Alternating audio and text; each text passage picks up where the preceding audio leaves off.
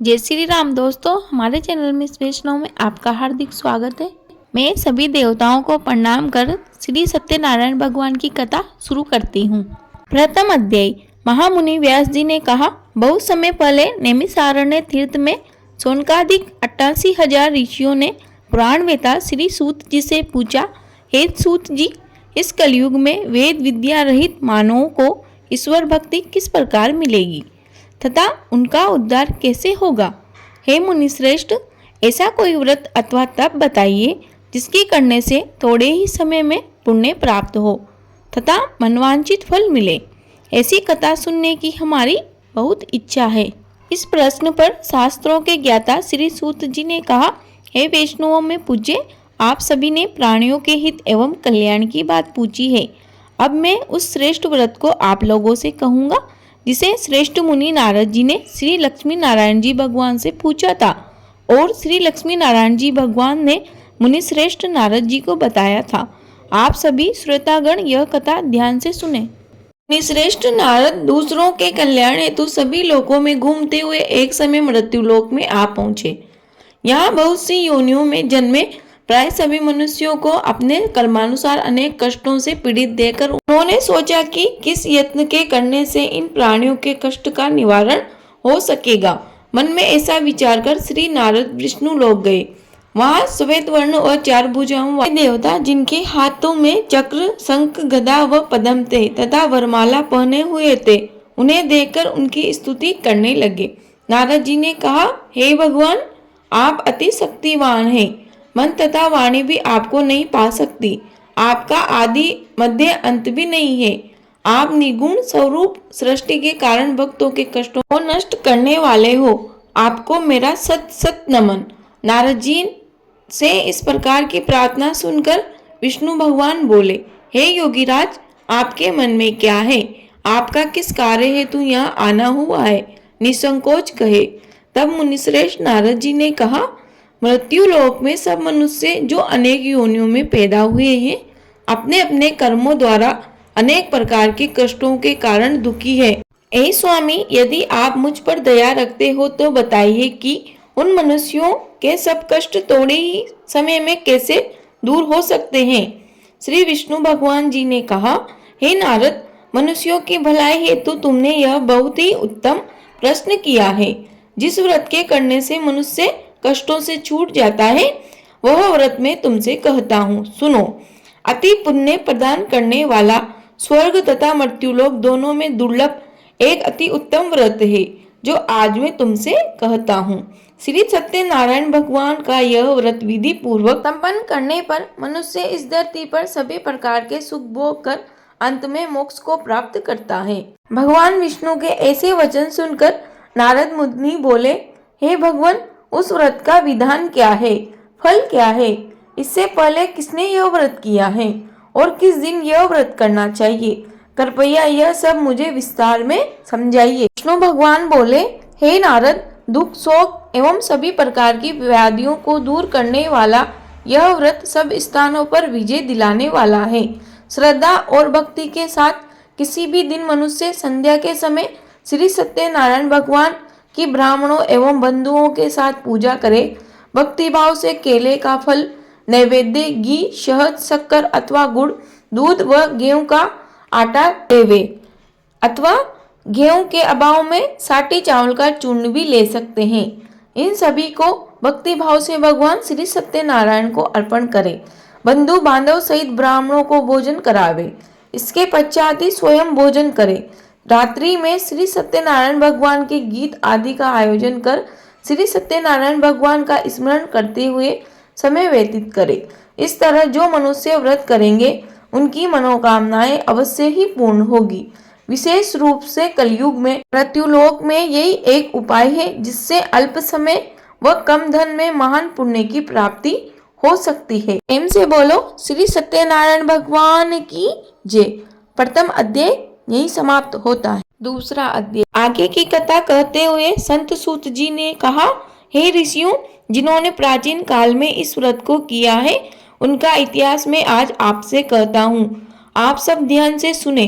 अति सुंदर काशीपुरी नगरी में एक अति निर्धन ब्राह्मण वास करता था। वह भूख व प्यास से बेचैन होकर हर समय दुखी रहता था। ब्राह्मणों से प्रेम करने वाले श्री विष्णु भगवान ने उसको दुखी देखकर एक दिन बूढ़े ब्राह्मण का वेश धारण कर निर्धन ब्राह्मण के पास जाकर खड़े हो गए और आदर से पूछा, हे ब्राह्मण, तुम हर समय दुखी होकर पृथ्वी पर क्यों घूमते हो? हे श्रेष्ठ ब्राह्मण, आपकी व्यथा मुझसे कहो, मैं सुनना चाहता हूँ। कष्टों से घिरे उस ब्राह्मण ने कहा, मैं निर्धन हूँ, भिक्षा के लिए पृथ्वी पर मारा मारा फिरता हूँ। हे भगवान, यदि आप इससे मुक्ति पाने का कोई उपाय जानते हो तो कृपा कर मुझे बताए। तब वृद्ध ब्राह्मण का रूप धारण किए हुए श्री विष्णु भगवान बोले, हे ब्राह्मण, श्री सत्यनारायण भगवान मनोवांछित फल देने वाले हैं, इसीलिए तुम उनका विधि पूर्वक पूजन करो, जिसके करने से मनुष्य सब दुखों से मुक्त हो जाता है, दरिद्रता दूर हो जाती है। इस प्रकार ब्राह्मण को व्रत संपूर्ण विधि विधान बतलाकर बूढ़े ब्राह्मण का रूप धरे श्री सत्यनारायण भगवान अंतर्ध्यान हो गए। वृद्ध ब्राह्मण ने जिस व्रत को बतलाया है मैं उसको अवश्य विधि विधान सहित करूंगा, ऐसा निश्चय कर वह दरिद्र ब्राह्मण घर चला गया। परंतु रात को उस ब्राह्मण को नींद नहीं आई। अगले दिन वह जल्दी उठा और सत्यनारायण भगवान का व्रत करने का निश्चय कर भिक्षा मांगने के लिए चल दिया। उस दिन उसको भिक्षा में अधिक धन मिला, जिससे उसने पूजा का सारा सामान खरीदा और घर आकर अपने बंधु बांधवों के साथ विधि पूर्वक भगवान श्री सत्यनारायण भगवान का व्रत किया।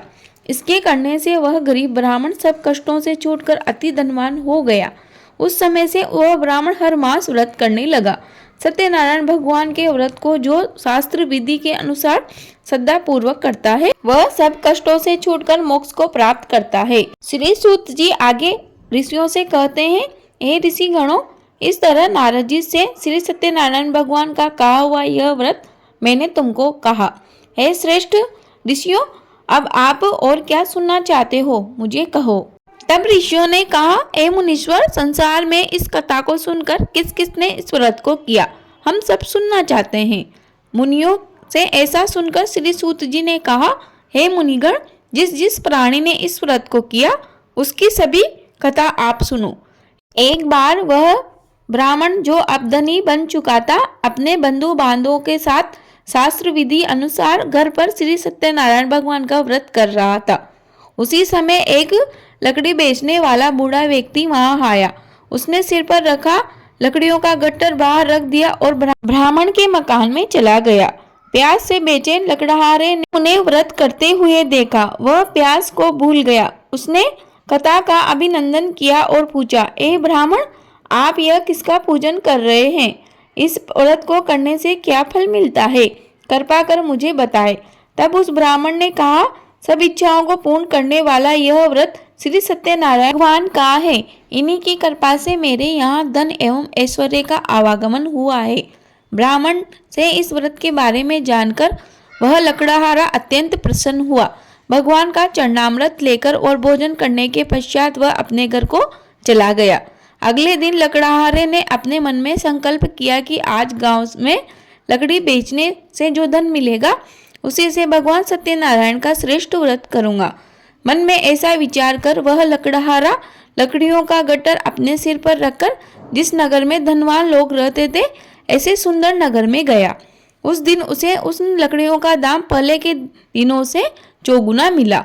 तब वह बूढ़ा लकड़हारा बहुत प्रसन्न होकर पके केले, शहद, शक्कर, घी, दूध व गेहूं का चूर्ण इत्यादि श्री सत्यनारायण भगवान के व्रत की सभी सामग्री लेकर अपने घर को आया। फिर उसने अपने बंधु बांधवों को बुलाकर विधि विधान के अनुसार भगवान का पूजन व व्रत किया। उस व्रत के प्रभाव से वह बूढ़ा लकड़हारा धन धान्य से युक्त हुआ और संसार के समस्त सुख भोग कर वैकुंठ को चला गया।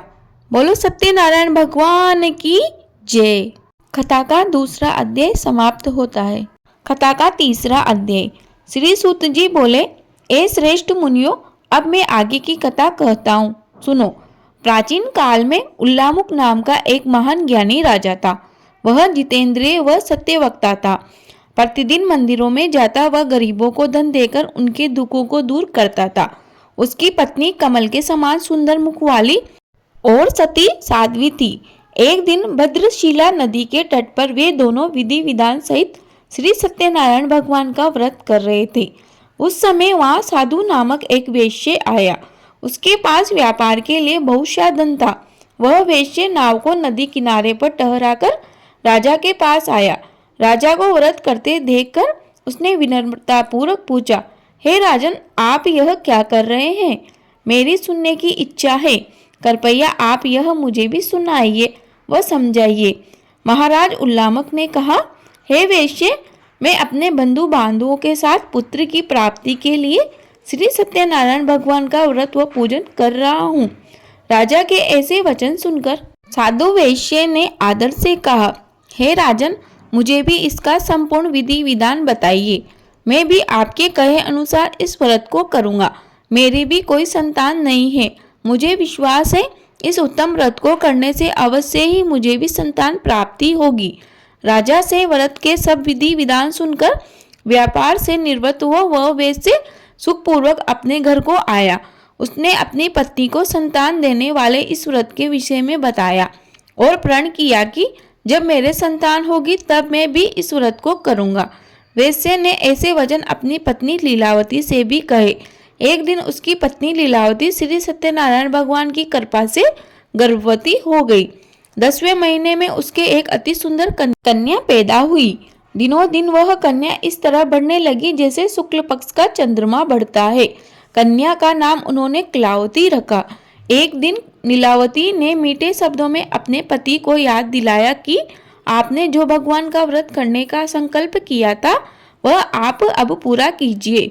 वैश्य ने कहा, हे प्रिय, मैं कलावती के विवाह पर इस व्रत को करूँगा। इस प्रकार अपनी पत्नी को आश्वासन दे वह व्यापार करने विदेश चला गया। कलावती पितृगृह में वृद्धि को प्राप्त होती रही। लौटने पर साधु ने जब नगर में सखियों के साथ अपनी वयस्क होती पुत्री को खेलते हुए देखा तो उसे विवाह की चिंता हुई।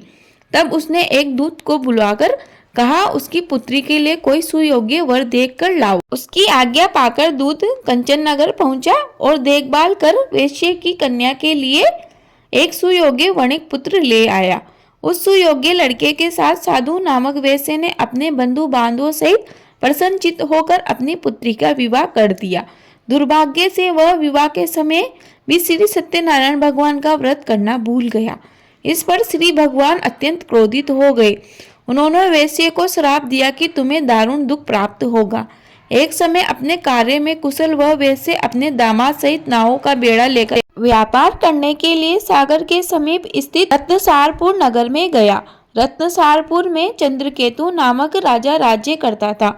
ससुर और जमाई दोनों चंद्रकेतु राजा के उस नगर में व्यापार करने लगे। एक दिन सत्यनारायण भगवान की माया से प्रेरित होकर एक चोर राजा चंद्रकेतु का धन चुराकर भाग रहा था। राजा के दूतों को अपने पीछे तेजी से आते देखकर चोर ने घबराकर राजा के धन को उस वैश्य की नाव में चुपचाप रख दिया जहां वे ससुर जमाई ठहरे हुए थे और भाग गया। जब राजदूतों ने उस वैश्य के पास राजा के धन को रखा देखा तो उन्होंने उन ससुर दामाद को ही चोर समझा। वे उन ससुर दामाद दोनों को बांधकर ले गए और राजा के समीप जाकर बोले, आपका धन चुराने वाले ये दो चोर हम पकड़कर लाए हैं, देकर आज्ञा दे। तब राजा ने उस वैश्य की बात बिना सुने ही उन्हें कारागार में डालने की आज्ञा दे दी। इस प्रकार राजा की आज्ञा से उनको कारावास में डाल दिया गया और उनका सारा धन भी छीन लिया। सत्यनारायण भगवान के श्राप के कारण उस वैश्य की पत्नी लीलावती व पुत्री कलावती भी घर पर बहुत दुखी रहने लगी। उनका सारा धन चोर चुरा कर ले गए। मानसिक व शारीरिक पीड़ा व भूख प्यास से अति दुखी हो भोजन की आस में कलावती एक ब्राह्मण के घर गई। उसने ब्राह्मण को श्री सत्यनारायण भगवान का व्रत विधि पूर्वक करते देखा। उसने कथा सुनी तथा श्रद्धा पूर्वक प्रसाद ग्रहण कर रात को घर आई। माता ने कलावती से पूछा, हे पुत्री, तू अब तक कहाँ रही? मैं तेरे लिए बहुत चिंतित थी। माता के शब्द सुन कलावती बोली, हे माता, मैंने एक ब्राह्मण के घर श्री सत्यनारायण भगवान का व्रत होते देखा है और मेरी भी उस उत्तम व्रत को करने की इच्छा है। माता ने कन्या के वचन सुनकर सत्यनारायण भगवान के पूजन की तैयारी कर ली। उसने बंधुओं सहित श्री सत्यनारायण भगवान का पूजन व व्रत किया। और वर मांगा कि मेरे पति व दामाद शीघ्र ही घर लौट आए। साथ ही विनती की कि हे प्रभु, अगर हमसे कोई भूल हुई हो तो हम सबके अपराध क्षमा करो। श्री सत्यनारायण भगवान इस व्रत से प्रसन्न हो गए। उन्होंने राजा चंद्रकेतु को स्वप्न में दर्शन देकर कहा, हे राजन, जिन वेश्यों को तुमने बंदी बना रखा है वे निर्दोष हैं। उन्हें प्रातः ही छोड़ देना। उनका सब धन जो तुमने अग्रहित किया है लौटा दो, अन्यथा मैं तुम्हारे राज्य, धन, पुत्र आदि सब नष्ट कर दूंगा। राजा से ऐसे वचन कहकर भगवान श्री सत्यनारायण अंतर्ध्यान हो गए। प्रातःकाल राजा चंद्रकेतु ने दरबार में सबको अपना स्वप्न सुनाया और सैनिकों को आज्ञा दी कि वे वेश्यों को कैद से मुक्त कर दरबार में ले आए। दोनों वेश्यों ने आते ही राजा को प्रणाम किया। राजा ने कोमल वचनों में कहा, हे महानुभाव, तुम्हें अज्ञातवश ऐसा कठिन दुख प्राप्त हुआ है। अब तुम्हें कोई भय नहीं है, तुम मुक्त हो। ऐसा कहकर राजा ने उनको नए नए वस्त्र आभूषण पहनाए तथा उनका जितना धन लिया था उससे 2 गुना लौटाकर आदर से विदा किया। दोनों वैसे अपने घर को चले गए। प्रेम से बोलो श्री सत्यनारायण भगवान की जय। तृतीय अध्याय यही समाप्त होता है। चतुर्थ अध्याय। सूत जी ने आगे कहा, वेश्य ने यात्रा आरंभ की और अपने नगर की ओर चला। उनके थोड़ी दूर आगे बढ़ने पर दंडी वेशधारी श्री सत्यनारायण भगवान ने उनकी परीक्षा लेने हेतु उनसे पूछा, हे वैसे, तेरी नाव में क्या है? अभिमानी वणिक हंसता हुआ बोला, हे दंडी, आप ऐसा क्यों पूछते हैं? क्या धन लेने की कामना है? मेरी नाव में तो बेल व पत्ते भरे हैं। वैश्य के ऐसे वचन सुनकर दंडी वेशधारी श्री सत्यनारायण भगवान बोले, तुम्हारा वचन सत्य है। ऐसा कहकर वे वहां से चले गए और कुछ दूर जाकर समुद्र के तट पर बैठ गए। दंडी महाराज के जाने के पश्चात वैश्य ने नित्य क्रिया से निवृत्त होने के बाद नाव को ऊंची उठी देकर अचंबा किया तथा नाव में बेल पत्ते आदि देकर मूर्छित हो जमीन पर गिर पड़ा। मूर्छा खुलने पर अति शोक करने लगा। तब उसके दामाद ने कहा, आप शोक न करें, यह दंडी महाराज का श्राप है, अतः हमें उनकी शरण में ही चलना चाहिए, वही हमारे दुखों का अंत करेंगे। दामाद के वचन सुनकर वह वैसे दंडी भगवान के पास पहुंचा और अत्यंत भक्तिभाव से पश्चाताप करते हुए बोला, मैंने जो आपसे असत्य वचन कहे थे उनके लिए मुझे क्षमा करे। ऐसा कहकर वह शोकातुर हो रोने लगा। तब दंडी भगवान बोले, हे वणिक पुत्र, मेरी आज्ञा से ही बार बार तुझे कष्ट प्राप्त हुआ है, तू मेरी पूजा से विमुख हुआ है। तब उस वैश्य ने कहा, हे भगवान, आपकी माया को ब्रह्मा आदि देवता भी नहीं जान पाते, तब मैं तो मूर्ख भला कैसे जान सकता हूँ? आप प्रसन्न होइए, मैं अपनी क्षमता अनुसार आपकी पूजा करूँगा। मेरी रक्षा कीजिए और मेरी नौका को पहले के समान धन से परिपूर्ण कर दीजिए। उसके भक्ति से परिपूर्ण वचन सुनकर श्री सत्यनारायण भगवान प्रसन्न हो गए और उसकी इच्छा अनुसार वर देकर अंतर्ध्यान हो गए। तब ससुर व दामाद दोनों ने नाव पर पाया कि नाव धन से परिपूर्ण है। फिर वह विधि विधान से भगवान सत्यनारायण का पूजन कर साथियों सहित अपने नगर को चला। जब वह अपने नगर के निकट पहुंचा तब उसने एक दूत को अपने घर भेजा। दूत ने साधु नामक वैश्य के घर जाकर उसकी पत्नी को नमस्कार किया और कहा, आपके पति और जमाता इस नगर के समीप आ गए हैं। लीलावती व उसकी कन्या कलावती उस समय भगवान का पूजन कर रही थी। दूत का वचन सुनकर साधु की पत्नी ने बड़े हर्ष के साथ सत्यनारायण भगवान का पूजन पूर्ण किया और अपनी पुत्री से कहा, मैं अपने पति के दर्शन को जाती हूँ, तू पूजन पूर्ण कर शीघ्र आ जाना। परंतु कलावती पूजन एवं प्रसाद को छोड़कर अपने पति के दर्शन के लिए चली गई। पूजन एवं प्रसाद की अवज्ञा के कारण भगवान सत्यनारायण रुष्ट हो गए और उसके पति को नाव सहित पानी में डुबो दिया। कलावती अपने पति को न पाकर रोती हुई जमीन पर गिर पड़ी। नौका को डूबा तथा कन्या को रोती हुई देख साधु नामक वैश्य द्रवित हो बोला, हे प्रभु, मुझसे या मेरे परिवार से अज्ञातवश जो अपराध हुआ है उसे क्षमा करे। उसके ऐसे वचन सुनकर सत्यदेव भगवान प्रसन्न हो गए। आकाशवाणी हुई, हे वैश्य, तेरी पुत्री मेरा प्रसाद छोड़कर आई है, इसलिए इसका पति अदृश्य हुआ है। यदि वह घर जाकर प्रसाद ग्रहण कर लौटे तो इसका पति अवश्य मिलेगा। आकाशवाणी सुनकर कलावती ने घर पहुंचकर प्रसाद ग्रहण किया और फिर आकर अपने पति को पूर्ण रूप में पाकर वह अति प्रसन्न हुई तथा उसने अपने पति के दर्शन किए। तत्पश्चात साधु वैश्य ने वहीं बंधु बांधवों सहित सत्यदेव का विधि पूर्वक पूजन किया। वह समय समय पर आगे भी व्रत पूजन कर कथा को सुनता रहा। अंत में वह इस लोक के सभी प्रकार के सुख भोग कर मोक्ष को प्राप्त हुआ। प्रेम से बोलो सत्यनारायण भगवान की जय। चतुर्थ अध्याय समाप्त होता है। पंचम अध्याय। श्री सूत जी बोले, हे ऋषिगण, मैं आगे और कथा कहता हूँ, आप सभी ध्यान से सुनो। सदा प्रजा के लिए चिंतित तुंगध्वज नाम का एक राजा था। उसने भगवान श्री सत्यनारायण का प्रसाद त्याग कर बहुत कष्ट पाया। एक समय राजा वन में वन्य पशुओं को मारकर बड़ के वृक्ष के नीचे आया। वहां उसने ग्वालों को भक्ति भाव से बंधु बांधवों सहित श्री सत्यनारायण भगवान जी का पूजन करते देखा। परंतु राजा यह देखकर भी अभिमान के कारण न तो वहां गया वह न ही सत्यदेव भगवान को नमस्कार किया। जब ग्वालों ने भगवान का प्रसाद उसके सामने रखा तो वह प्रसाद त्याग कर अपने नगर को चला। नगर में पहुंचते ही उसने देखा कि उसका सारा राज्य नष्ट हो गया। वह समझ गया कि यह सब भगवान सत्यदेव के रुष्ट होने के कारण हुआ है। तब वह वन में वापस आया और ग्वालों के समीप आकर विधि पूर्वक पूजन कर प्रसाद ग्रहण करने लगा तो सत्यनारायण भगवान की कृपा से सब कुछ पहले जैसा ही हो गया और लंबे समय तक वह सुख भोग कर मरणोपरांत मोक्ष को प्राप्त हुआ।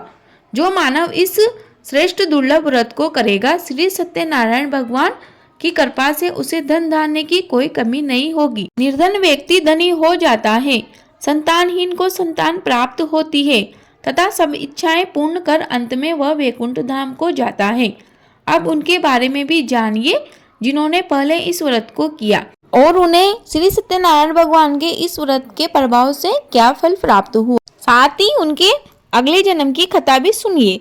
सतानंद नाम का एक ब्राह्मण जिसने सुदामा के रूप में जन्म लेकर श्री कृष्ण जी की भक्ति एवं सेवा से वैकुंठ को प्राप्त किया। उल्कामुख नामक महाराज अगले जन्म में राजा दशरथ बने। वह श्री रंगनाथ का पूजन कर मोक्ष को प्राप्त हुए। साधु नाम के वैश्य ने धर्मात्मा सत्य प्रतिज्ञ राजा मोरध्वज बनकर अपने पुत्र को आरे से चीरकर वैकुंठ धाम को प्राप्त किया। महाराज तुंगध्वज स्वयंभू मुनि बने जिन्होंने बहुत से लोगों को भगवान की भक्ति में लीन कराकर वैकुंठ धाम को प्राप्त किया। वह लकड़हारा भी अगले जन्म में गुह नामक निषाद राजा बना जिसने राम के चरणों की सेवा कर अपने सभी जन्मों को संवार लिया। ऐसा इस श्री सत्यनारायण भगवान के व्रत एवं कथा श्रवण का प्रभाव है। प्रेम से बोलो श्री सत्यनारायण भगवान की जय। कथा समाप्त होती है। उम्मीद है आपको वीडियो से उपयोगी लगी होगी। प्लीज वीडियो को लाइक करें, शेयर करें, कमेंट बॉक्स में जय श्री राम अवश्य लिखें। आपका दिन शुभ हो। धन्यवाद।